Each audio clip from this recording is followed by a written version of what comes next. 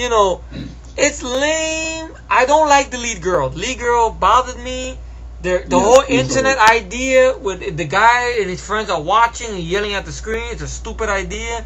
I know Rick Rosenthal. The whole party. Yeah. The whole stupid party thing, you know. Oh, I'm gonna go upstairs and watch the stupid. Yeah, okay. I know Rick Rosenthal speaks very highly of the film. I don't know what he was smoking when he spoke highly of the movie, saying it's the best in the franchise. Like, really, Rick? Bullshit.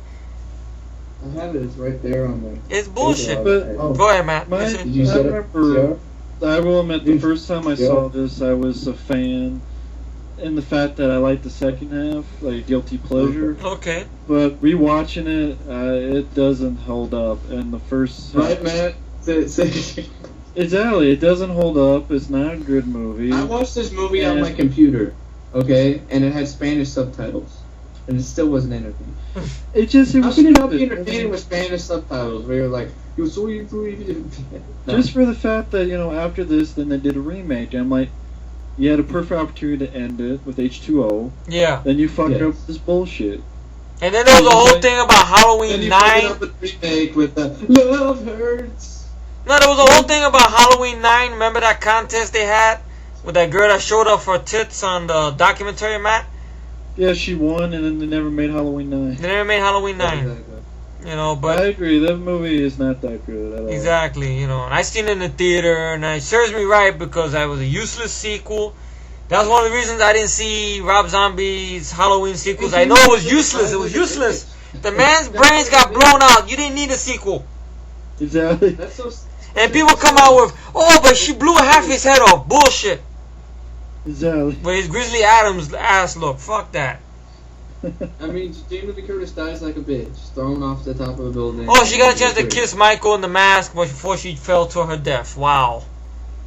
Whoop-de-fucking-doo. Whoop-de-doo! Fuck. But I hate. Impressed. But that was the movie I wanted to throw in there, guys. And I know I used up my turn. He gets electrocuted in the dick. That's how they kill Michael Myers. He electrocutes him in his dick. Then he burns up. Again. Because he was burned up in the second movie. Again. See, Rick Rosenthal likes to burn Michael. Hit him in the dick. Really, you have to aim there, Busta Rhymes. You have to aim that row. Really? Aim that low. Well, that's how low and how shitty that movie is. Michael Myers gets fried in his dick hole. Yeah. No. Well, your turn, Mike. Go ahead. This is a movie that's so absurd. I mean, it's only the 70s where you get these crazy, stupid killer animals running them up. None of believe this. Killer rabbits. Oh, the giant killer rabbits? I heard about that. I heard it was shitty. There's Dr. McCoy from Star Trek. DeForest Kelly? Oh no. And the girl from the Birds, right? Exactly. Yeah. Can you imagine DeForest Kelly? You know, some of these giant rabbits. Oh my God. No, not the Birds. No, not the Birds. Janet Leigh, right? Janet Leigh. Yeah. Janet from Psycho. I don't know. Yeah. I don't know if Jamie Lee Curtis's mom. Giant rabbits. Yeah. They're gonna destroy the world. Giant rabbits. Yeah. I mean, it's like the sequence in like Monty Python and the Holy Grail. You see the giant rabbit. It's just crazy they did that and tried to make it serious. Like, I mean, giant rabbits. Look, that would be scary. Look, the movie Eight-Legged Freaks. Okay, it's a crazy idea, but it's a funny movie though. Eight-Legged Freaks. Comedy, yeah. It's not taking it so seriously. They're trying to take it seriously, so which they is film over the stupid. scenes of narration about plagues of rabbits that destroyed parts of Australia and the American Southwest. And some of the scenes are pretty hilarious because you have a circle of men holding large sticks slowly closing in on frantic rabbits. Yeah, fuck tornadoes and earthquakes. Beware of those rampaging rabbits. Yeah, a bunch of killer Bugs Bunnies are gonna kill you. That's what it is. Bugs Bunnies gonna kill you. Switches the scenes of a rabbit roundup filmed for the movie. And the great thing about those is all the rabbits, their dark fur and plump bodies, are obviously domesticated ones. Yeah, fuck tigers, bears, and that is later explained away as a result of fire that destroyed a local rabbit farm and actually released them onto the prairie. So, just rabbits, vegetarians. We encounter the first casualty, which is Cole's horse. The poor animal breaks in its leg in a rabbit hole. Then the rancher puts the horse out of its misery with his rifle. Let me ask a quick question. Isn't rabbits Aren't they vegetarian? They are. That's why they eat carrots, ain't they? So they use an experimental Ain't that why they eat DNA carrots? altering Yeah. supplied by another scientist to, I don't know, try to control the rabbits without resorting to poison. And then their genetic pampering is it causes the rabbits to grow to ridiculous size. And here's the funny thing about the 70s movies like that. They didn't have money for like animatronics or some shit. They just had like a giant rabbit superimposed, like they filmed it separately. And then they just throw it in They the just built a scene with little teeny tiny house, and then here's a normal rabbit running around. Is a and they make their the rabbits make their den in like an abandoned mine or whatever. And they kill people. Like rabbits are like eating people and shit. Yeah. That's fun. This is crazy idea for a movie, man. Well, since I mean, it's gory. There's actual blood. I mean, there's freaking people getting ripped in half by rabbits and blood and guts and shit. Well, I know this is about movies that we hate. Yeah, exactly. Yeah, we all hate. Yeah. I just saw these three because they're related. Because everybody in the known universe loves them. The original Psycho. Okay. The original Night of the Living Dead. Okay. And The Exorcist. Well, there you go. I hate all three of those fucking movies. I've watched them all. I agree with Psycho. Psycho is not even close to Hitchcock's best film. I agree. I think Vertigo and Birds are better. Well, we can take it one by one. Okay, Psycho, the original. Okay. I hate it. I found it boring. I agree. I had to watch it in film studies. I'd rather go see Psycho 2, even Psycho 3. I would rather watch those movies. Yeah. Those are the ones I saw. I think it's just boring. Yeah. The remake of Psycho? Would you rather watch that?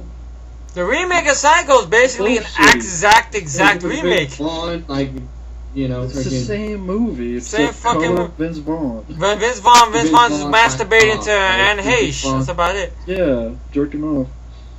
I know people love the movie. I know it's deemed a classic. I found it boring. Is it movie of its time? Yeah, but I wasn't born that time, so I can't really. It's a generation thing. That's what it is.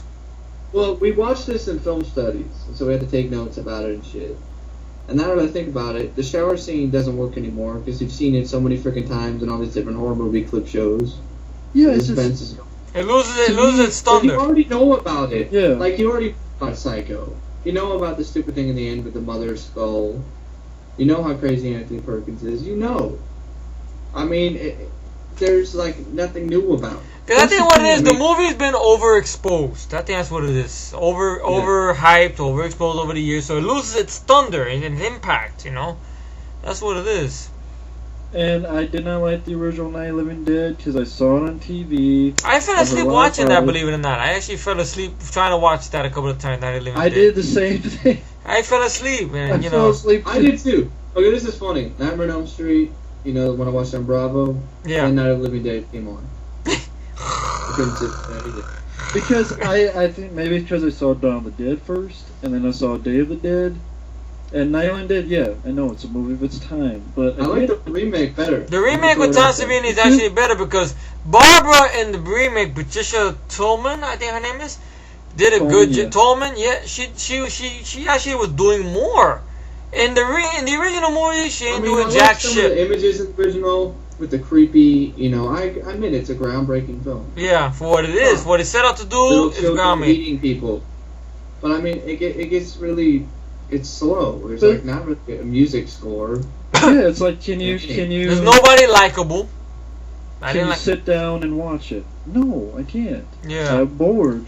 And I know the ending. There's a big meaning behind it because it's racist. That's the whole idea. Everybody says the ending where, you know, the lead guy, Ben, gets killed by the rednecks because they think he's a zombie, which is stupid. Why is zombies gonna have a gun?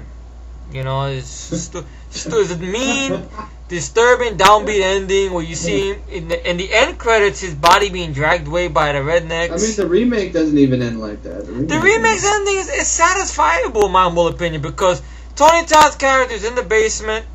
I guess the way the Night of the Living Dead movie is set up is not by only bites, it's by if you die, eventually you will turn. Yeah. I guess that's the way. To me, that kind of works better than the whole virus thing, which I think is overrated by now. So, maybe that's why I kind of liked it. Diary of the Dead a little bit, because when somebody died, they turned. It wasn't just always a bite. It was refreshing to see that.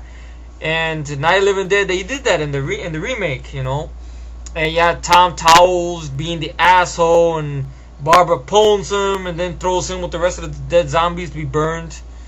And she says something philosophical, I guess, when we are dim or something. She says like that.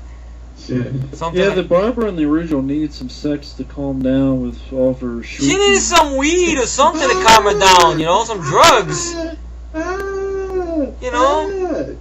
It's just it was lacklusterish. I agree, it is overrated. The original Psycho I never got into. I actually, believe it or not, Psycho 2 is better. Believe it or not, the one of the Psycho films I always saw a lot was Psycho 3 for some reason. I don't know why. I just saw that. Jeff Fahey.